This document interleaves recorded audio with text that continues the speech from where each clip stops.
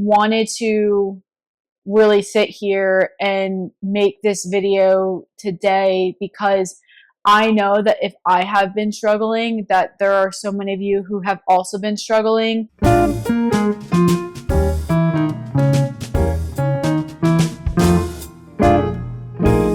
Hey everyone, how's it going? It's your girl Liv. Welcome to the Orange Blossom Special Show dedicated to grief, healing through trauma, and just learning how to laugh, heal, repeat along the way. Make sure you hit that subscribe or follow button down below. And with that, we're going to get started with today's video.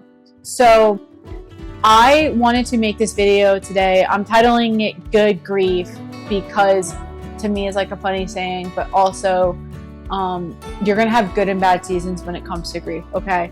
And for me personally, I know that I have been going through it like these past couple of weeks, and I'm going to come on the internet and tell it to you because I know that I personally have been struggling, which means that there's other people that have been struggling out there.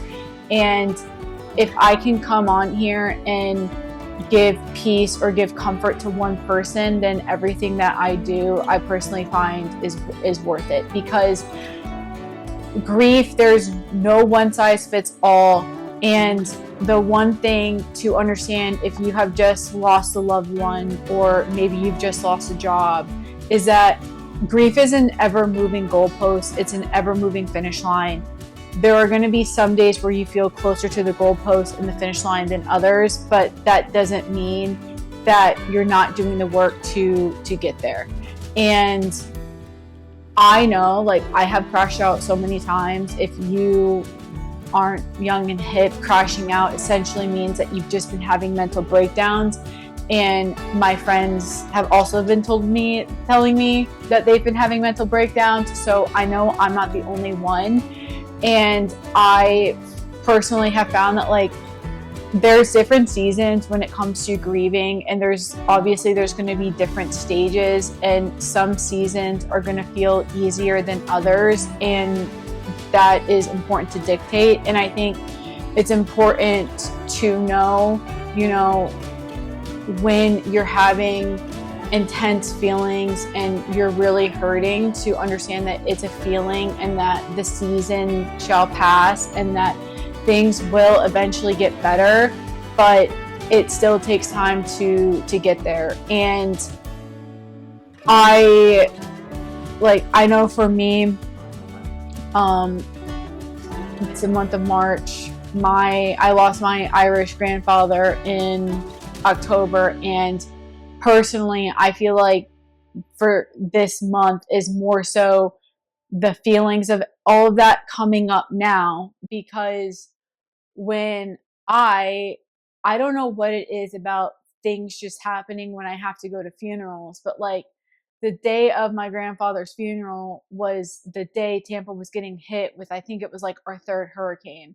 And the last, like, when I had left Tampa, like that weekend, like I was packing my bags to get ready to come up, like to go to New York, while also going and helping cleaning up some businesses and volunteering of businesses that had literally just lost everything. And we didn't know how badly we were going to get hit again. And so it's like leaving a place of devastation to then go to a place of grieving, and your brain is just like, okay, is my home okay? Like, am I okay? And we had lost like our family home a couple years ago. And so I'm like, well, this wouldn't be the first time something's happened to me. So hopefully we don't have a second time.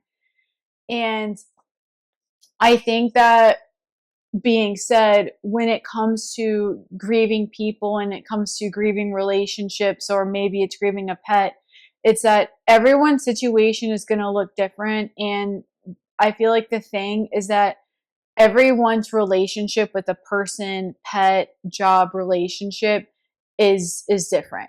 And so people are going to grieve in different ways. People are going to grieve in different seasons. And I think because I had lost my dad like about a year and some change before, like I already took a really hard hit, so losing a grandparent wasn't as tough, but it's still difficult, especially, like your grandparents are the heart of your family. They're the heartbeat for a lot of people, and to lose like the patriarch of your family, someone who really, I think, glued people together, that can kind of be hard to see. But I also think too that the flip side of it is that you are a living, breathing human if you are watching this, which means that if you have someone close to you and you've lost them, that you have the opportunity to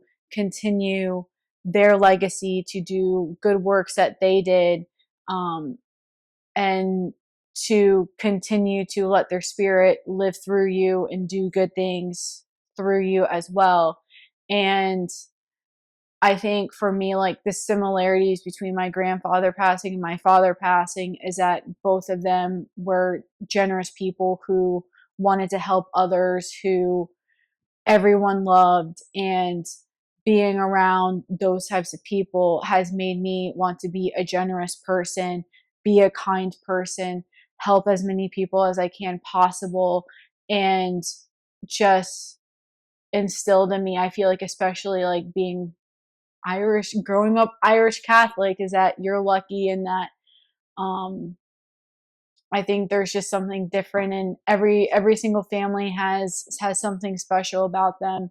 But I know that this time of year, especially for a lot of people, can be really tough, especially as Easter and spring approach, because we're in a new season. And I also think too, when we're going to talk about grief, is that some people have to mourn people after they've lost them, and some people mourn people while they're losing them. And I also think the way you lose someone, or you lose a job, or you lose a relationship, also affects the way that you grieve as well. Because if you leave things on a good note, then I think it's a lot easier to grieve on a good note. But if you lose someone on a bad note, or you lose a job on a bad note, or a relationship on the bad note, that's when I think that sometimes things can kind of take longer.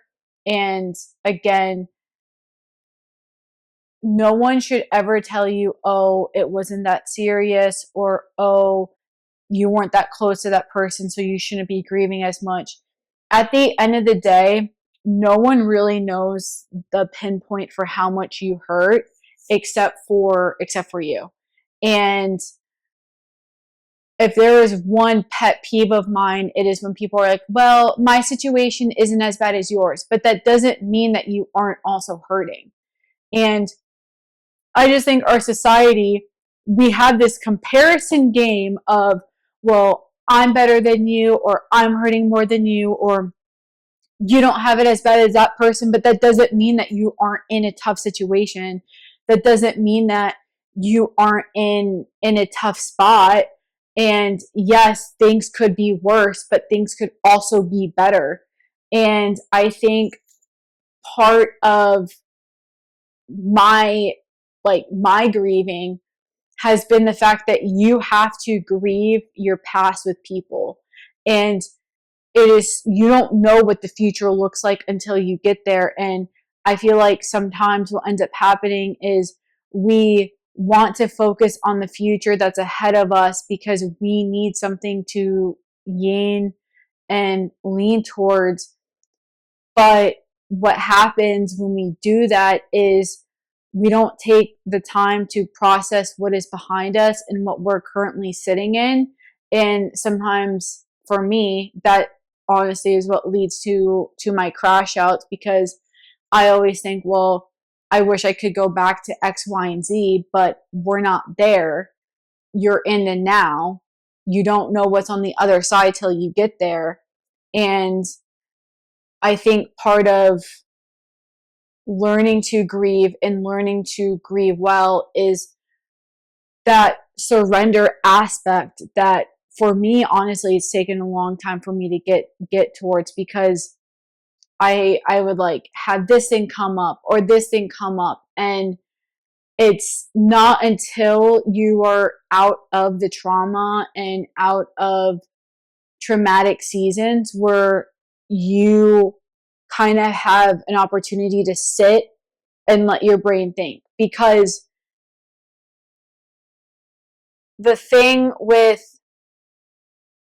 because here's the thing with grieving, here's the thing with heartbreak, here's the thing with loss. Your body physically cannot tell the difference of you going through a heartache and you having a physical ailment. Your mind is going to treat both of those things the same. And so we are in a time period now where a lot of people, mental health issues are heightened, anxiety is heightened. We're a lot more mentally fragile than we have been before in the past. And I think that is affecting the way that we as a society grieve and we go through things. And if there is one thing, I don't say I wish I was told, but if there is something I could go back and tell myself, like when things just happen, is that you like take time to process it. I am someone who I tend to like bury things and just keep burying things and keep burying things, and then I explode and have mental breakdowns versus just taking things at face value and processing things as they come. And that is why I'm in therapy, because I know that I shouldn't do that. And it is important for me to learn to like, it's okay for you to cry. Okay. If you are someone like me who you tend to hate crying, I just rather not. It's okay for you to cry. It's okay for you to have emotions. And if the people in your life think that you're weak for crying, I don't care if you're 50-year-old men. Everyone is going to cry when they're grieving, okay? It's going to happen at some point. You get to decide when you want to deal with it.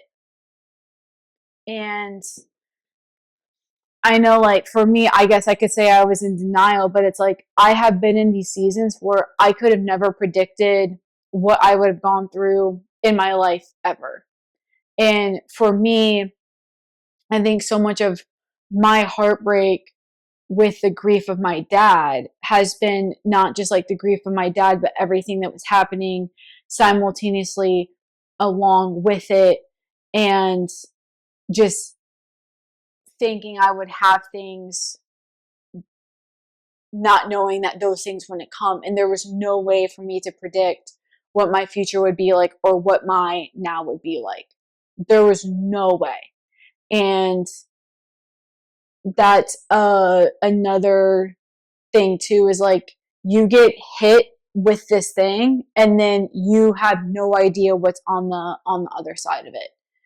And some people, it's like you have more stability in your life than others. Some people, it completely knocks you off and you get blindsided and you don't know what's to come next. And I think just, again, learning to process grief is learning to accept the fact that you're going to have your good and your bad days. There are some days where it's going to hit you like a truck.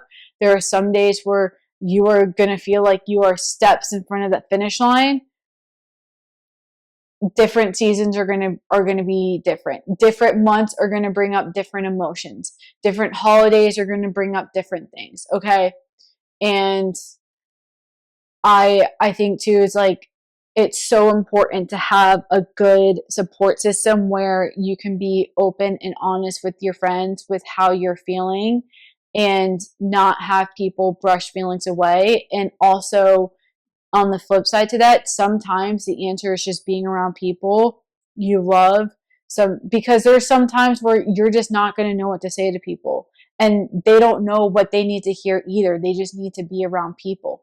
Everyone processes things differently, and you have full autonomy to process the grief the way that you deem necessary. Some people, that means that they need to quit their job and go on a vacation. Some people, that means that you dig more into your job because that fulfills you and that fulfills your cup, and that helps give you some type of normalcy to the things that you are experiencing. And we're all going to grieve different things. You're going to grieve the relationships. You're going to grieve the fact that maybe you thought you would be married by a certain time and you're not. You're going to grieve the fact that maybe you lose the job that you loved. You're going to grieve relatives in your lifetime. Like, no one in this life is exempt from going through any type of pain, hurt, or difficult circumstance. It's called life. You are going to be dealing with it your whole life. So if you think that you're just going to be coasting the entire time, honey, I don't know what to tell you. But if there is anything that getting through my 20s with all of the stuff that I have experienced is that you're going to have tougher seasons than others. And when you have a chill season, take time to breathe, because anytime you have a season of stillness is to prepare you for a fast season. If there's anything I've experienced, because life can literally go from 0 to 100, and it can go from like 100 to 20 within a day. So I don't control your life. I don't control the weather. All I know is that I've been having a hard time these past couple weeks, and I just wanted to come on here and just remind you that you aren't alone in what it is that you're going through. If you, like me, have been going through a tough season, I just want to remind you that we're going to get through this together, okay? We're going to get through this together. I see you. Sometimes you just need one person to tell you, listen, I see you. Like, your pain is valid.